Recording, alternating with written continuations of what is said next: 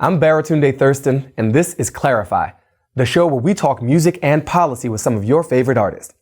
As I'm sure you all know, November 8th is the day to cast your vote in the contest to elect the 45th President of the United States.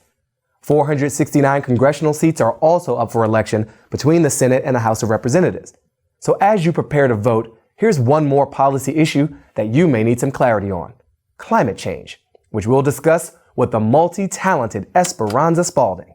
There's a lot of misinformation on this issue, which we will counter with non-misinformation, aka facts. Let's start with a look at who's got a stake in the debate. The oil and gas industries are among the most powerful lobbying groups in U.S. politics. The Center for Responsive Politics found that these industries have spent over $60 million on political lobbying this year alone, making them the fourth biggest spenders as an industry. And every year, oil, gas, and coal receive about $20 billion in federal and state subsidies. Not a bad return on investment. The number of scientists who deny climate change is very small, but those who do are often directly funded by oil companies, people with financial incentives to prevent any changes in their business practices. That's why on this issue, it's even more important to look at the facts behind the political rhetoric. Let's check in with Mike reporter Natasha Noman to see what those facts are.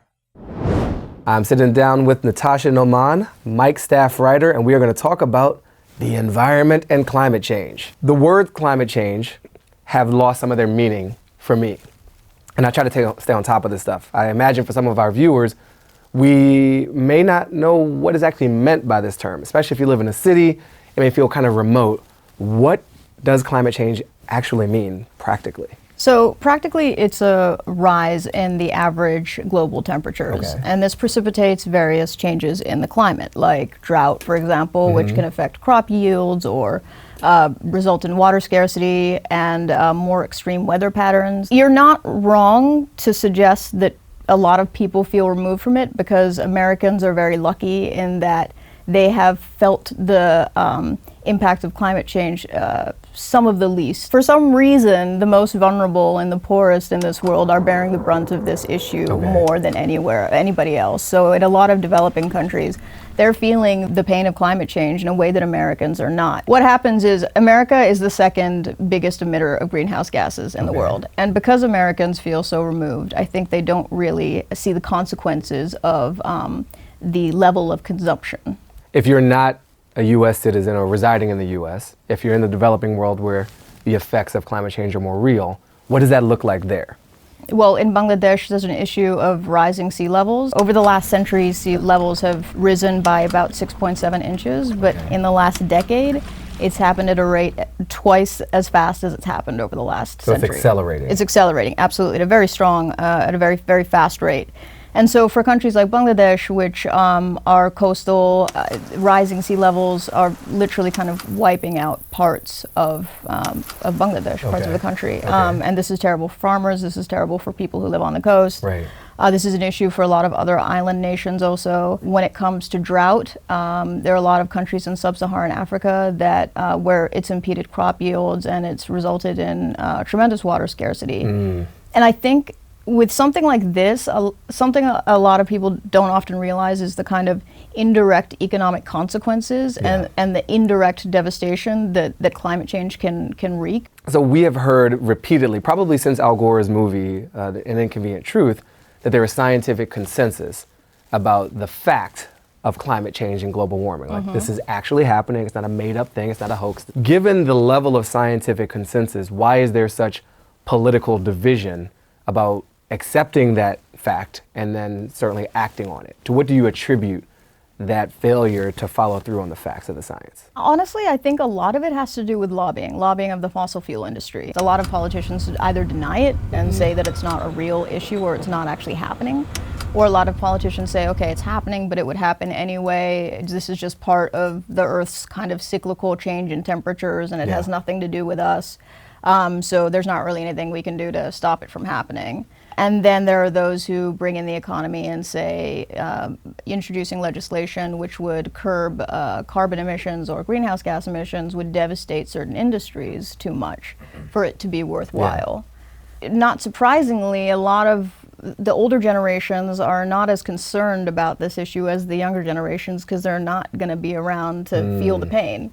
The fact that you have older generations who are less concerned but are the ones who are calling the shots is very unfortunate for us, very unfortunate for the world. Because one thing that really upsets me about climate change policy in America or the lack thereof is that it doesn't just affect America. It affects the whole world. Personally, I think it's criminal to do something like this when the implications extend far beyond the country and affect the entire world irrevocably. What are the more aggressive actions that these scientists would propose that we take? There was, interestingly, an agreement that was signed very recently, and it has to do with greenhouse gas emissions, and surprisingly included China and America again. Okay. Specifically, it has to do with the emission of hydrofluorocarbons, so HFCs, which are about 1,000 times more harmful than carbon dioxide. So they're pretty deadly things. The idea in this agreement is that countries, depending on their development level, would have to start reducing the emission of HFCs at different stages. So between essentially, this would be rolled out between 2019 and 2028. That's good. It's aggressive, but the issue is that some scientists are saying that it's not really going to make much of a difference anyway. We put a man on the moon, right? We built the internet. We have lifted more people out of poverty probably in the past 30 years in the history of the world by some really smart think tanks measures. Do you think we can prevent the doomsday scenario? Yeah, of course we can. Okay, so we have the capability. We have the capability. We're equipped. We're equipped to invest in more technologies that are that use renewable sources of energy. We are equipped to tax companies and organizations which are reckless with their carbon emissions and to disincentivize them from doing so. Industrialized developed nations are equipped to help developing nations in their process of industrialization, to allow them to do it but still inhibit or keep their greenhouse gas emissions below a certain level. We are equipped to do all of this, but it's just we don't have the political will. And you know, it's only until very recently, we're talking within the last year, have China and the United States participated in a major global initiative to combat climate change. And it's mind-boggling to me that it's even taken that long. But that's indicative of how not seriously a lot of these countries are taking it. And it goes back to the point earlier about, I mean, if you have lobbying from fossil fuel, which amounts to more than $100 million a year on Capitol Hill, or to prevent legislation that reduces carbon emissions. Well, what are you going to do? How do you fight that? That's what elections are for, Natasha. That's what elections are for. Thanks for teaching me about democracy. I'm going to say that nice and slow because it's a lesson. That's what elections are for, folks.